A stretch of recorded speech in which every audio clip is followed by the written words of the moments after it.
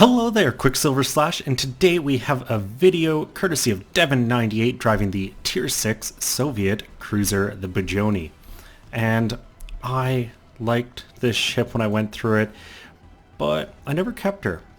And part of it is because the Tier 7 is just an improvement. You get one extra turret and it does everything the same. And so I've kept the Chapy, but with the winter series that went on, I've got this ship in my harbor again too, and it appears Devon has either kept it or is currently grinding through it. Now, the one thing worth pointing out is pretty much the best matchmaking you can expect in Tier 6, and a bunch of 6s and a number of 5s, which really sets Devon up for a great game here. But before I dig too much into the gameplay, I just want to send a reminder out. I have sent out all the prizes from my 1,000 subscriber giveaway. So for those of you who did win, check your emails, check your accounts. There should be prizes waiting for you, and I just want to make sure they actually make it to people, because I don't want someone sitting there going, oh, I never got my prize, such an asshole kind of thing. So check it out. Those of you know who you are. If you haven't got something, message me, email me, and we can sort it out. But back to the game. As you can see, Devon has decided to head straight north towards the A-cap and finds a Qckslvrslash waiting for him. And the Qckslvrslash is a pretty dangerous little premium cruiser. It's got some big guns and can really rack the damage on if you get yourself caught. But fortunately, there were some torpedoes, and I think they forced Devon to turn, and it means all those shells coming his way missed, and he did get a pair of citadels into that Qckslvrslash, and fires an HE volley. I think he was expecting a destroyer, but you can see he's right back onto AP, because at these kind of ranges, you can really start to get some really good effect out of the AP rounds, even when you don't have an ideal target. Oh, but those torpedoes have just turned that Qckslvrslash into an ideal target. His shells get there first. He picks up his first kill. Only 7,800 damage to him, but one ship down. I'd say the next up is probably this T-22. He's in tight, although the shells kind of wind up splitting him and that Congo, which makes me wonder who he was aiming at, though. A little more obvious there. Shooting the T-22, lands a couple HE shells, and one of the major strengths of this cruiser and most of the Soviet line is their rate of fire. It can be devastating. You know, a 7-second reload, 152s, you can wreak a lot of havoc and light a lot of fires. When you get targets in close, you can out DPM them. It's one of the things I find the Chapy is particularly amazing at, is sneaking up on cruisers at really close range and just annihilating them. Now, I'm not sure why Devon's using the widespread here. Personally, I would have used narrow, you know, just a little tighter grouping, but either way, he's getting away with a bit here.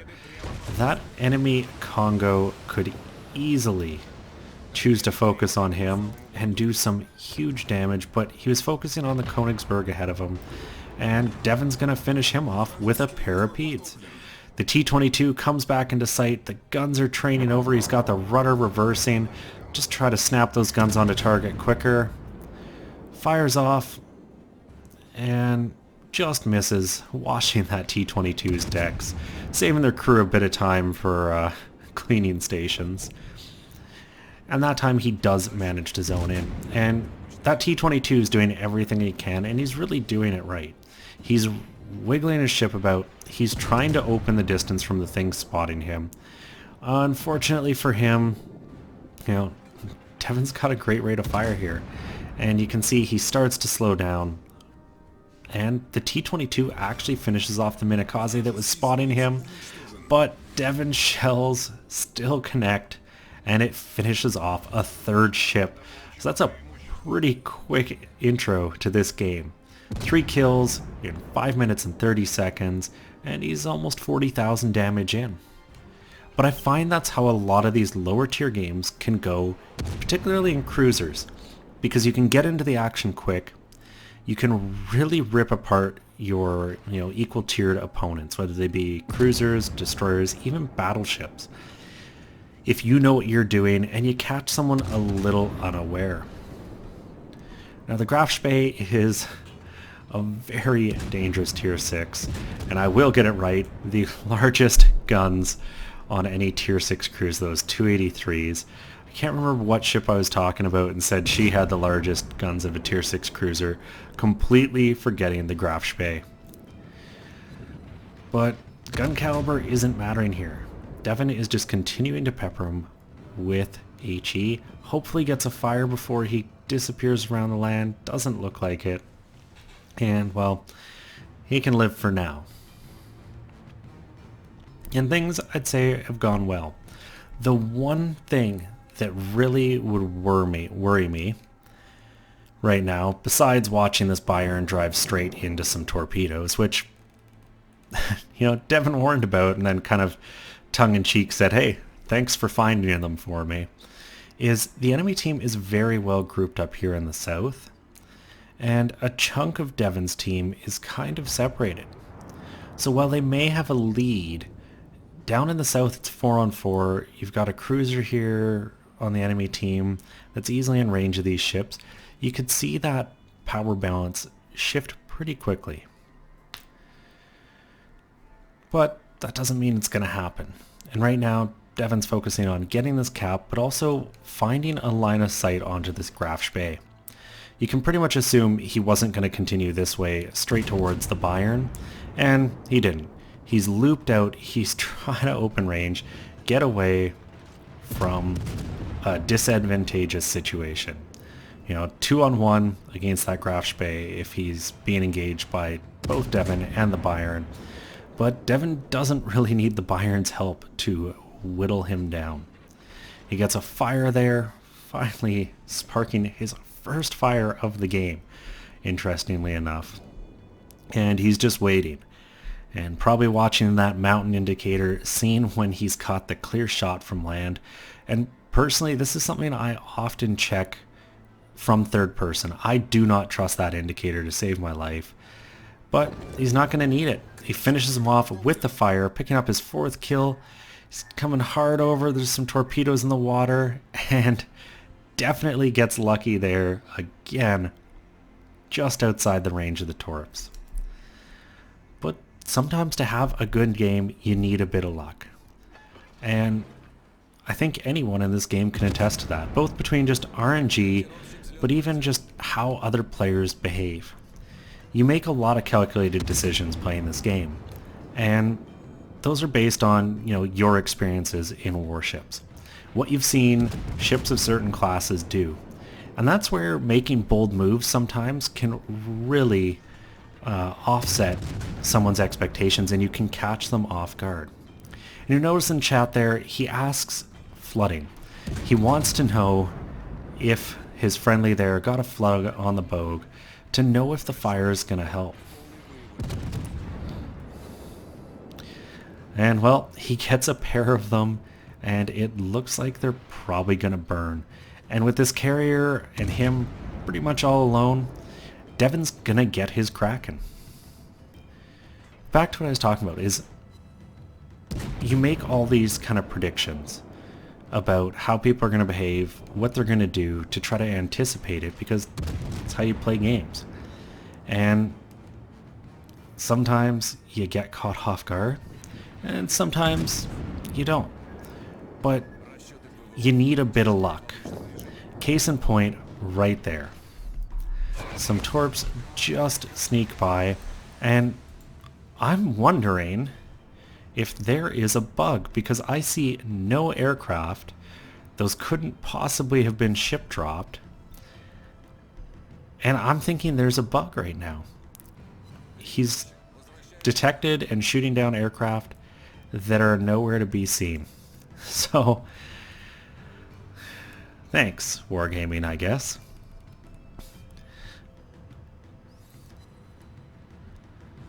Now, unfortunately, Devon didn't get to pick up his Kraken. The carrier was finished off by someone else's fire. But there's still a couple ships left, 3 to be exact, that he has a chance for it. And a chance is really all you need. You can see he's kind of turning about here, and I think he's trying to decide what he wants to do. And it looks like what he's deciding to do is loop back. That, or he's driving circles underneath the enemy aircraft to just farm some airplane kills. And based on chat, I think that's exactly what he's doing. We just can't see the airplanes, but they're still getting shot down. So at least we know they do exist, and he's probably looking wildly at them. And while this game is solidly in hand, you know, farming some aircraft may be something you don't need to be doing right now, Devon. You could be down in the south already, helping your teammates finish off that Mutsu in Cleveland. And hopefully you turn that way shortly. And it looks like he is. The turrets are coming back that way. He's got the rudder over. He's back up in speed and heading to help teammates who are starting to disappear. And that's kind of why, you know, trying to farm certain things just doesn't pay off all the time in the long game. I always kind of, you know, equate a lot of actions in World of Warships, good team actions and good decisions will lead to high scoring games and wins. You know, there's people who are like, oh, I've got to farm my, you know, WTR. I've just got to sit in the smoke and shoot. Or, you know, go off to the edge of the map, kite, and just throw long shells. I'll get my damage in. I won't die. My stats will be fine. But the thing is, if you make a better decision and get in there, mix it up, you're going to have more fun because you're less focused on stats or anything like that. And you're ultimately going to wind up getting those high damage games because you're there with your team, mixing it up, right where the action is, right where the damage needs to be done. And that enemy Mutsu right now is a premium target for Devon. You saw the 2 fires. They've been put out. So if Devon can light another one here, it's going to burn.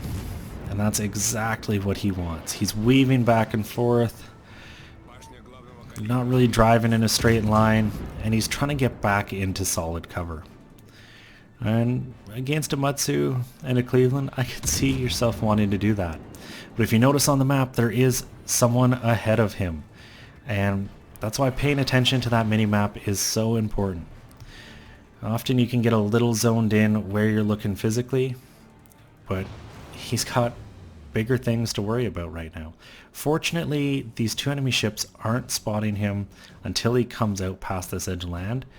So this enemy Perth has no means to shoot him. Unfortunately, once again, line of sight. So I think Devon makes the right call. He turns right and he's trying to get back past this edge of land to break line of sight there, but he's also putting this island between him and that Perth because, well, British destroyer, or British cruiser, sorry, it's got torps. Although they pretty much are destroyers with how much armor they have. And this is exactly why putting that island between him and that Perth is such a good idea. It gives him a land break. It means that Perth only had so many options for where to put the torpedoes and decided to put them at the edge of land. Devon slowed up behind the island and easily dodged them. Unfortunately, Devon has to find this Perth. If he sits side on while detected, he is going to get absolutely dummied. And lucky shot there. The enemy Perth had next to no health. He gets the kill. That, a bit of a desperation move. Now I think that damage could have been avoided by coming around the island more nose in to the smoke. Devon was very broadside on, and well, he paid for it with his hit points. So those are always little things, you know, just because you have a really solid game doesn't mean mistakes weren't made. And I think that's getting back on, you know, kind of the Good decisions lead to good games. Being critical of oneself is important in any game to improve. And, well, this Cleveland is perfectly side on, free for Devon to milk. 2,000 damage out of that volley, and eventually these shells are going to start finding those citadels. 6 kilometers, perfectly flat on, or close enough to perfectly flat on. Picks up the Confederate there. You can see the enemy congratulating Devon on a good game. Like to see it. He gets the citadel finally, and another friendly ship gets finished off by that Cleveland. And, well, Devon takes revenge, leaving just this enemy Mutsu. About 40 seconds left in the game before cap points are done, and he gets a 7th kill. And that final kill on the Mutsu might have been a bit of a steal, but still a very impressive result. 519,000 credits, 3,600 XP, Confederate, First Blood, Kraken, just shy of 110,000 damage with 140 shells, the 2 torpedoes, 7 kills in the end, only 3 fires, which is a little low considering the ship. You expect a Chapy to come, not a Chapy, a Budyonny to come out of a game with like 5 to 10 minimum if they're throwing a lot of HE, and Devon did use a lot of HE, and he did get a lot of citadels as well with the AP. And what he was rewarded with was 2,433 base XP, top of the team. He got a whole bunch of invisible planes shot down, and I think he wasted a bit of time there farming them, but I think he was just enjoying watching his AA rip things apart. When you do look at the actual damage done, you can see most of it was those primary batteries. A couple fires for 15k and some secondary damage, but the majority was his main batteries just hitting ships hard. And probably the most impressive stat is he took home almost 500,000 credits from this game, which for a tier 6 non-premium ship is incredibly impressive. He got 3,600 XP and 15,000 for his captain. Thank you very much, Devon, for sending this in. If you guys enjoyed this, please consider giving it a thumbs up or subscribing to the channel.